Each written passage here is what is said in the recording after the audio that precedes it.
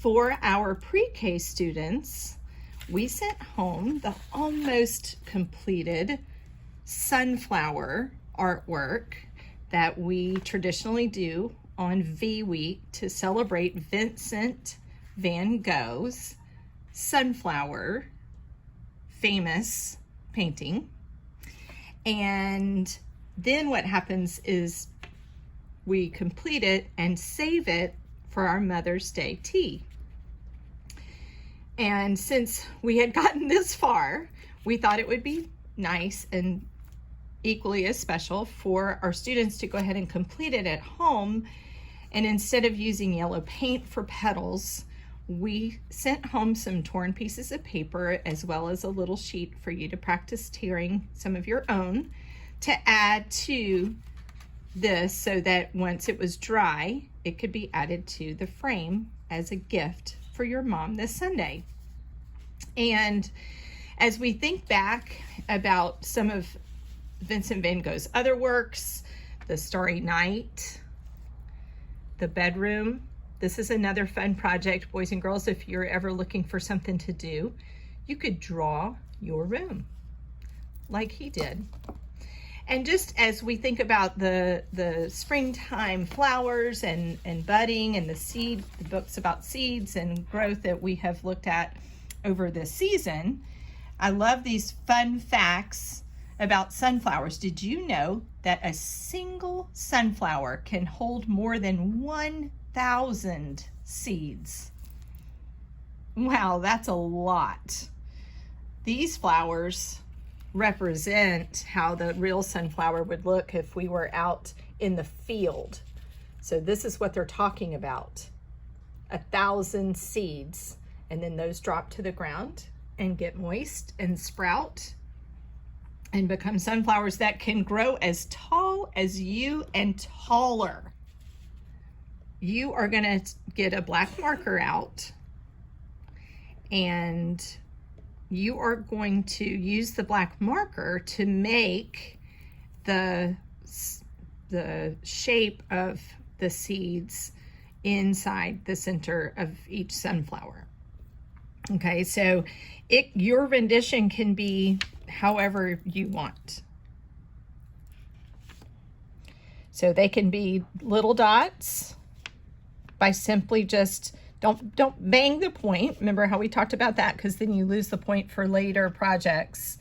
But even just making a little motion gives lots of the little dots, and then some of them can be bigger.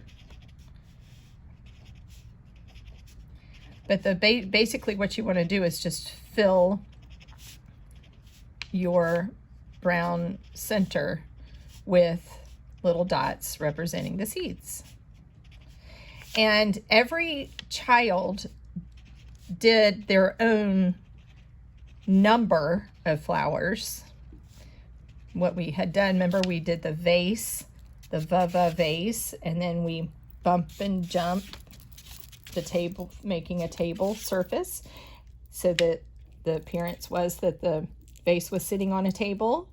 And then after that was dry, you all picked how many flowers you wanted to go in your bouquet, your arrangement of sunflowers you all picked. And so everybody's is going to look different, which is great. The center of the flowers on some of yours is small. Some of the centers of the flowers are larger. But just take your time, boys and girls, because this is just such a sweet, special project. We've heard a lot of families talk about how they still have one of their other children's paintings hanging in their home. So we call that, remember that we used that word earlier, tradition. It's a tradition for us to do. That means you look forward to it and it brings back fun memories. Okay, so once you're done adding your seeds in, and you can go back and you can even add little dots in the middle if you want to make it look more detailed. Because you know we like the what? Details. Okay, so I'm just going to go back and just kind of dot around. It gives it a little bit more dimension, doesn't it? To give it a few more of the little dots in between, maybe a little bit more realistic. Okay, and now you are going to take this torn paper that was provided for you to use as your petals this time, since we aren't using paint, but it gives it a nice little texture. And the idea is going to be that the just like in real life, let me get this one out. The petal grows out like this from the center. So one of the main goals as you go all the way around, and take a break if you have a lot of them, because we know that if you take great pride in your work, it's going to look so nice when you're done. So don't rush it. Remember, what do we say at school? It's not a race. And the bottled glue does work well with this, absolutely. Your glue stick will work too, but if you're using the glue stick, boys and girls, definitely put it on your petal and then put the petal down, because if you do your glue stick a lot on this paper, sometimes it turns the color of the paper a little bit. Sort of a mystery as to why that happens to some of the pigment in some of our construction paper. So you know the rule about the bottle glue, and you can get some help from somebody in your family, maybe not mom, so that we can try to surprise her. But we say a little dab will do ya. And when we say a little dab will do you, that means we're not pouring the glue all over, because remember how long this took you to get so far. You worked so hard, and so you don't want to pour glue all over your painting. Now, do you see how I'm just choosing a few out, and I'm taking the edge and I'm attaching it to the outside of the brown center. And you can look how different these pieces look. So you can turn them so that it fits better. You can find a piece that's shorter. You can find a piece that's longer. You can put one down and then change it before the glue dries. Sometimes I like to take the little part and have the big part going out. And sometimes I do it the other way. It just depends. But again, you're the artist. This is going to be your masterpiece. So you get to pick. And whatever you pick is going to be appreciated because you did it. And that's what's going to make it special. I like that one, don't you? That comes up at a point.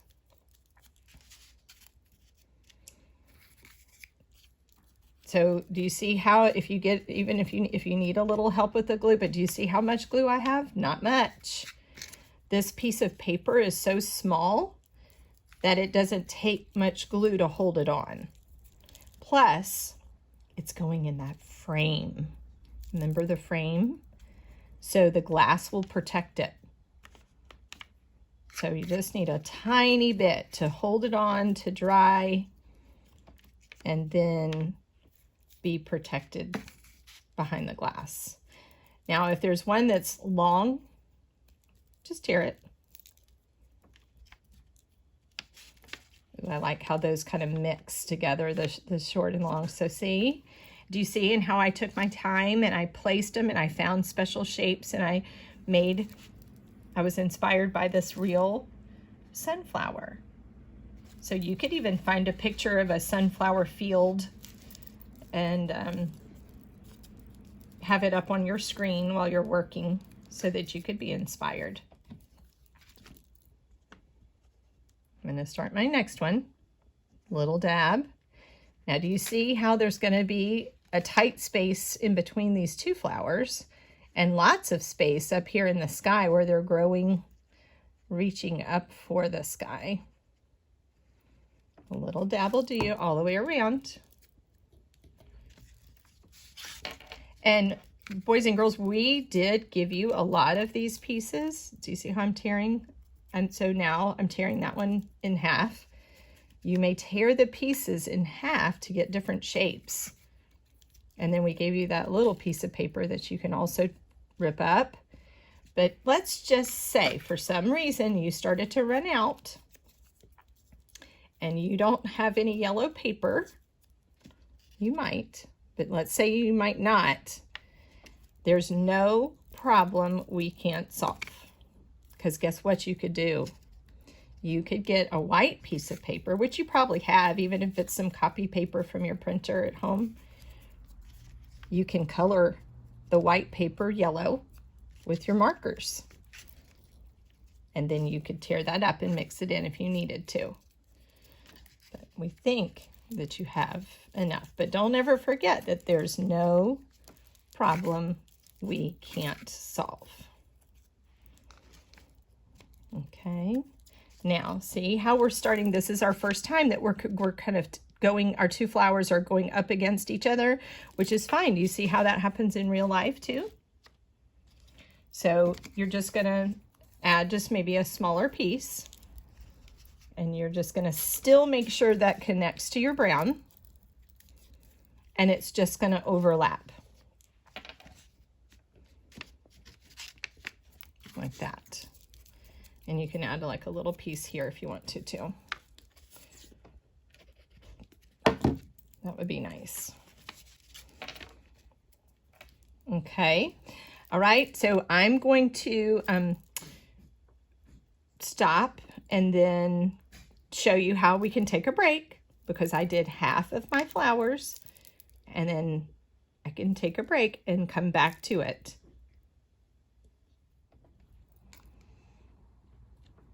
Okay, so I've just continued on, and a little dabble do ya with my little tiny glue dots going all the way around my last sunflower here. And I think it's good practice to, let me put that one back. It's good practice to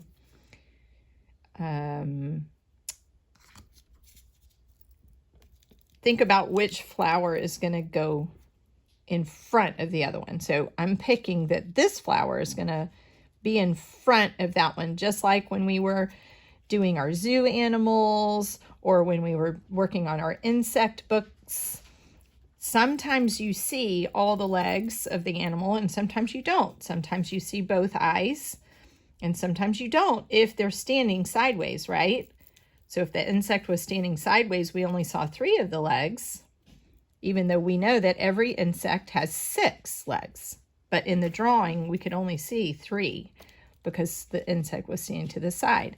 Well, that's kind of like it is with the sunflowers.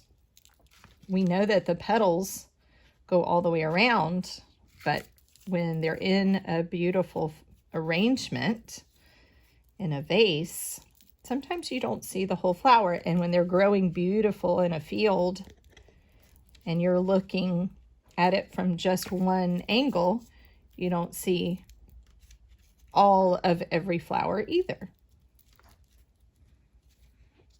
I'm getting close, but I've still got paper, but I'm also looking at my paper. I'm not just grabbing any one. I'm even going to take this bigger one and I'm going to make it look more like a little petal that can grow right here. And I'm going to take one and make it grow right here. And you can always go back and fill in. If you like your petals all touching, which is a little bit more like they really grow, or if you want them spread out. Okay, and so now I feel like I'm pretty done, and I'm just going to take a minute and look, because once I put it in the frame, you're not going to want to, take it out again for a while at least. So you can just think, okay, well, if you like it, you can be done. If you want to add 1 or 2 after you look at it, and a lot of artists step back and take a look at their work and decide, because it's hard to decide that you're done sometimes, because you just think you could maybe do something else to your masterpiece before you officially say it's finished.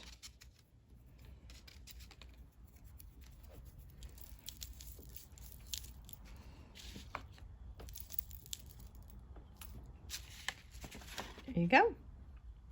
I can't wait to hear and see how you all completed your masterpieces. Sunflowers, inspired by Vincent van Gogh, a Mother's Day tradition.